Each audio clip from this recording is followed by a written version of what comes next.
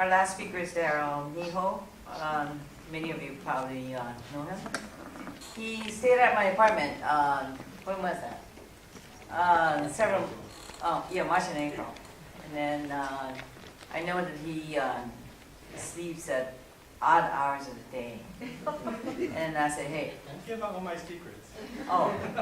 I always just get up, for the bathroom in the middle of the night, and there's like, he's sleeping. I said, hey, just sleep on the bed. Then he says, I'm just resting. I said, all right. And then, but anyway, he kept me company, and then he was really good at picking up food for me, going doing all the grocery shopping. So thank you, Daryl.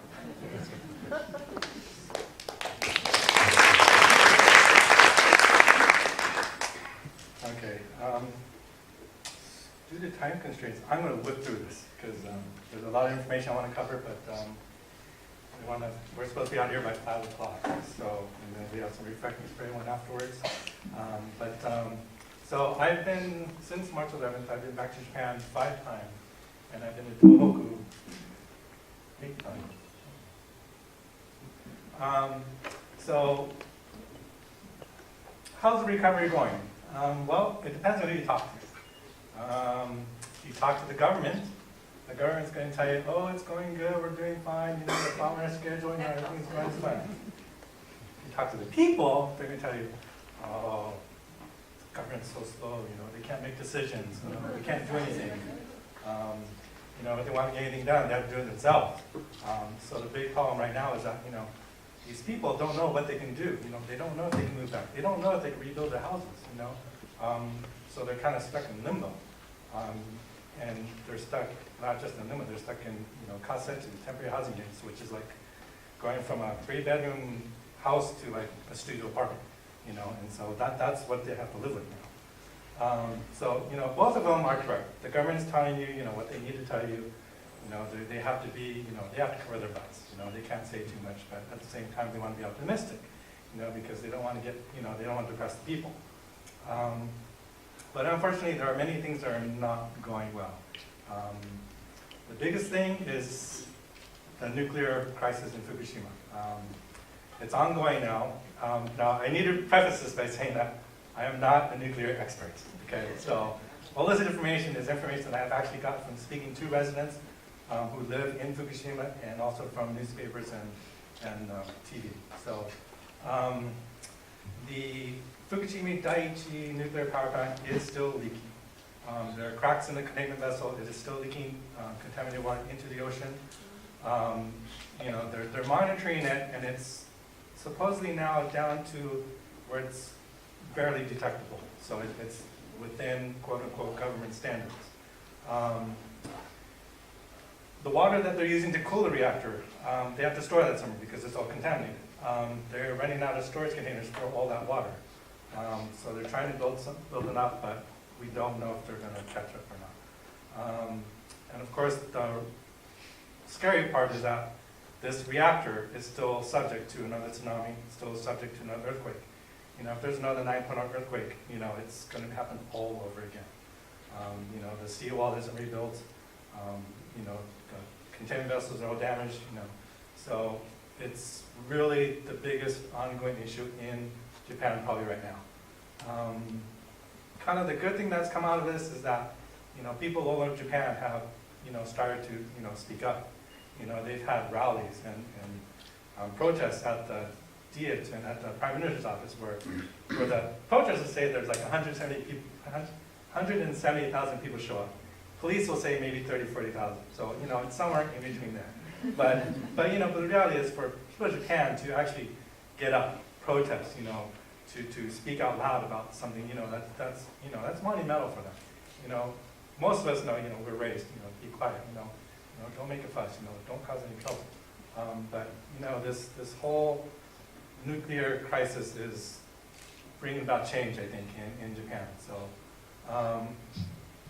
So the Nuclear Industrial Safety Agency says the amount of radiation ejected from Fukushima is 168 times that of the bomb that was dropped in Hiroshima. 168 times. So everyone in the area doesn't know, how much they've been exposed. They can't trust what the government's told them. So the people are living in limbo. They don't know if they're going to get cancer in 5, 10, 15 years.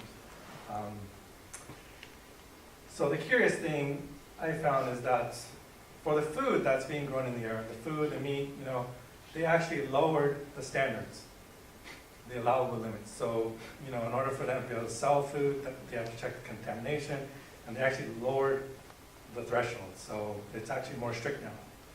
But for people, they raised it. So the workers at the nuclear power plant, their threshold has been raised from 100 millisieverts per year to 250 millisieverts per year. In May, for the general public, they raised the level from 1 millisieverts per year to 20 millisieverts per year. And this includes children. Children are much more susceptible to radiation poisoning than adults. Now, the International Commission on Radiological Protection recommends limiting the public to 1 millisievert per year. Now, you and I here in the U.S., the average person receives 0.054 millisieverts per year. So, even 1 millisievert per year is still a big jump from what we normally get. And for the government to raise it to 20 millisieverts, it's kind of questionable, and I think this might explain why. So, Fukushima City is 35 miles northwest from the power plant. This was taken 1 week ago. So in Fukushima, they measured 0.76 microsieverts per hour. And if I did my math correctly, that equals 6.658 millisieverts per year, which is over 6 times the ICRP recommended allowance, but is now below what the Japanese government says is allowable. So I don't know. I hope the people in Fukushima are doing something about this, because it's a difficult situation for them to live in. So this kind of shows the spread of the nuclear radiation. As you can see, it's predominantly a northwest prevailing winds, and that red mark, that goes directly towards Fukushima City. That explains why it is actually so high. The areas they're now evacuated. So the old evacuation zones was semicircles, just based on distance from the power plant. So there's an inner circle where no one can go. The second circle is 20 kilometers, and then the 30-kilometer restricted zone. So as you can see, based on the wind patterns, though, there are places outside of the evacuation zones that are still being contaminated. So now they're changing those zones to more reflect what the radiation levels are on the ground. So they actually have officials going out around all the areas and measuring everything. So that's actually changed in the past 3 months. So now they're now preparing some people to go back. Other people won't be able to go back for like 2 years, 2 to 5 years. Some people, they say over 5 years. It's hard to say, it's hard to figure this out, and it's really basically becoming another Chernobyl. This is the ocean dispersal. This is as of 1 year after the tsunami. This is a computer model. As you can see, that it's almost getting to Hawaii. Hawaii is down here, right here. So probably, this is a year later. So now this is a year and a half later. Probably bet that it's reached Hawaii now. So the oceans. So the oceans are, they're contaminated. The nuclear radiation is in the food system. It's in the cycle, food chain. They're finding butterflies that are deformed. They're finding, they found tuna off the coast of San Diego that's contaminated. I didn't write this down, but they found fish near Fukushima that dwell on the bottom of the ocean that are over 2,000 times the allowable limit. This is just a few of the things that they're finding. So if you want to kind of keep up on what's going on in Fukushima, and actually in Japan in general, pretty much every day I'm reading the Mainichi Daily, Japan Times, and Yomiuri Shimbun, the English sections, because my Japanese isn't very good. So, but I encourage you to read this stuff online, and because we're not going to get that information here. Even though David's a great reporter, they're not going to send it, we're not going to get that information here. So it's up to us to be proactive to find that information. So now that brings me to this town of Nagatsura. Derek showed a little slide of Mr. Takayama and Mrs. Ogawa. It's actually near Nagatsura. It's not in Minami-Sanriku. So it's actually a town near Nagatsura. This town was one of the many that's been wiped off the map. It's been 16 months. These photos were taken in June this year. So as of the photos, 16 months later, they're still, it still looks like the tsunami hit a month ago. The lake behind the house on the left, volunteer divers have said it's still filled with cars and houses. That they can't even search yet because they need heavy machinery. So right now I want to show a video on Nagatsura.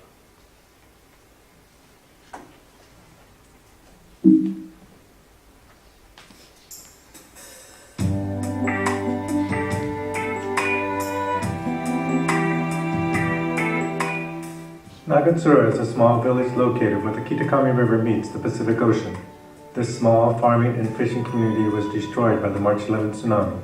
Before and after satellite photos show just how much of the land was inundated by water. To get here, you have to drive 2 miles down an unpaved road that was recently rebuilt after all the roads were destroyed. You can still see houses with torn out walls where dreams were washed away. Over 15 months after the Great East Japan earthquake and tsunami, residents and volunteers are still digging, still searching for personal belongings to return to their families, or worse yet, human remains. Monma-san has been volunteering throughout the Tohoku region since the March 11th disaster last year. For the past month, he has been diving in the lake to search and clear the massive amounts of debris sitting at the bottom. Today, he takes a few minutes between dives to show us Nagatsura. で僕がその4月5日6日に警察と自衛隊でその遺体捜索っていうのは一度終えた地域で今やってる作業っていうのが来月過ぎるとこの家を全部取り壊しが始まるで取り壊した後に埋め立てするそれが決まったっていうことで最後にもう一度遺体捜索をしてで一人でも多くの行方不明者家族の元に返したらいいかなと思って今ボランティアでやってます本当に残念なのがその彼らみたいにスコープを持って掘り起こして遺体捜索が今まで一度もなかった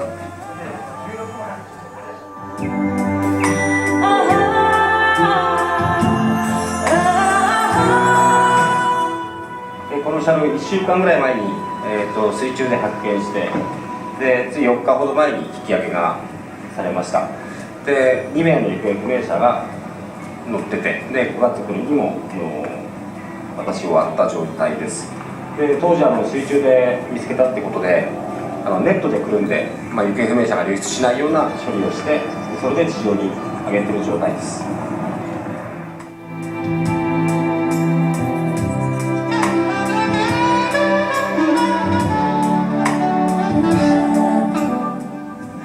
1ヶ月ぐらい1ヶ月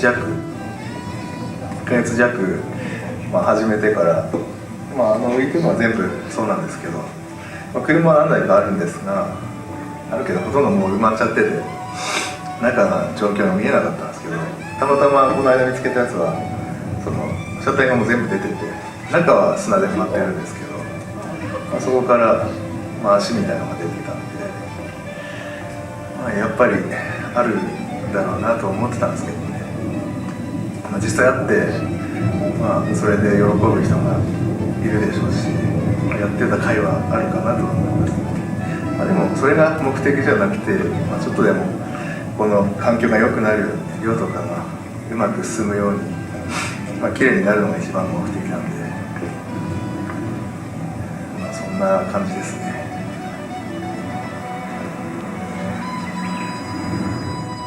Many residents believe that the lake holds the answers to their hopes of finding their loved ones, but little has been done to search it.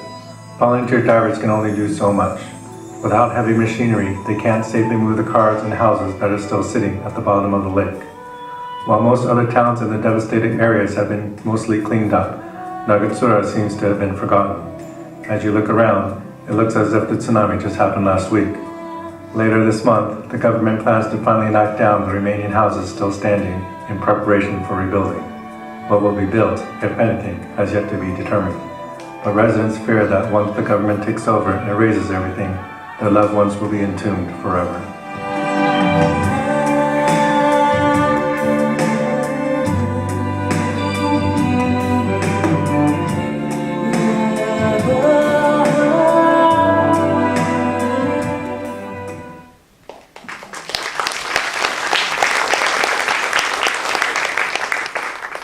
So that's more the exception than it is the rule.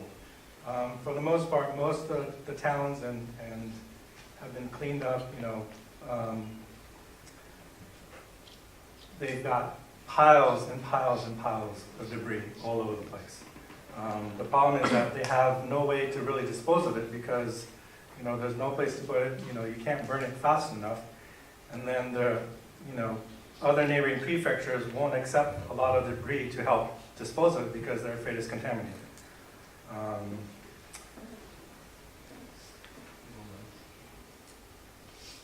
So now to the good news.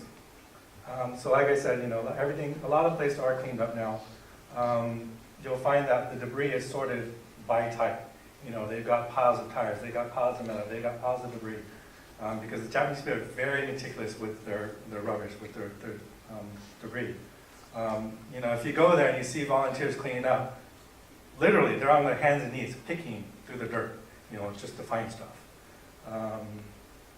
So the people are doing, what they can to move forward, despite the lack of government information.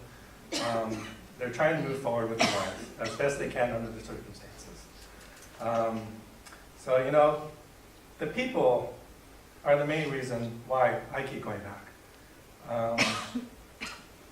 Once you see all the damage, and then you see the people, you meet the people, you hear their stories, and you see them, trying to be as optimistic as they possibly can, trying to keep that stoic faith, the way Japanese people do. And despite everything that they've gone through, despite losing everything, they've maintained, their family values. They didn't loot. There's very little violence. In fact, there's probably no violence. They waited patiently in line to get, the rations of water and rice, gasoline.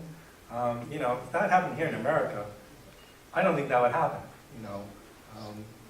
They still look after each other. It's still, think of others before yourself. And this is, the biggest thing that I realized that. Growing up here, I really understand now what my parents taught me, why they raised me that way. So this is Jun Suzuki. He was in the video that Diane showed earlier. If you look really closely on the picture on the left, this is where he evacuated to. This is in a nursing home, which was supposedly a safe evacuation area. But if you look on the wall behind him, you can see the water line a foot from the ceiling. So he barely survived by holding on to the curtain rail, the curtain rod that holds those curtains around, and pulling himself up to hold himself above water. So he is now working at Sansa Cafe, and he is our lifeline to Minami Sanriku. That's kind of like where I spend most of my time now when I go back to help. Minami Sanriku is probably over 75% of the city is wiped out. It's like living in Hermosa Beach and looking around and seeing nothing standing. Kuniko Suzuki, who's not related to June, her house on the left is somewhere, I don't know if can you see the cursor? Her house is somewhere around here. She actually got stuck in the tsunami. She was in the water. And she miraculously survived because a roof came underneath her and scooped her up and carried her to the embankment where a firefighter pulled her off. She said the only injury she got from the tsunami was from the bruise from the firefighter for picking her off the roof. So she's, luckily for her, her whole family survived, but she lost her whole house. She lost everything. Onodera-san, he is the principal at Shishori Shogaku Elementary School in Kesanuma. After the earthquake hit and the tsunami came in, many of the parents couldn't come to pick up their children. So he was left with the responsibility of taking care of 140 kids for 3 days. Luckily for him, he was able to find a couple who was able to take all of them in because they couldn't go to the school because the school was flooded, the school was damaged. And outside, they couldn't stay. It was actually snowing, it was below freezing. So luckily he found a couple that was able to take him in, and so for 3 days, he took care of them. The sad part of his story is that he just built his dream house just 5 years before, actually 6 years now. His dream house is gone, it's washed out, and he still has to pay his mortgage on it. He's now living in a temporary housing unit. Maeda-san, this guy, whenever you see him, he always has a smile on his face. You would never know that he lost his brother, his sister-in-law, he lost his home, he lost his restaurant. Every time I see him, he's like, oh, hey, Kenki desu ka? Little Japanese I know, I can kind of communicate with him, but not really. So the picture on the left is the two girls you see him pictured. He introduced me to them as his two daughters. As it turns out, though, the one on the right is actually his niece. So he has actually taken it upon himself, to care for his niece because both her parents were lost in the tsunami. So this is piles of debris. See piles of tires, piles of metal. This is a typical kasetsu or temporary housing complex. Some of these complexes are 10 units big, others are over 100. So these in itself, they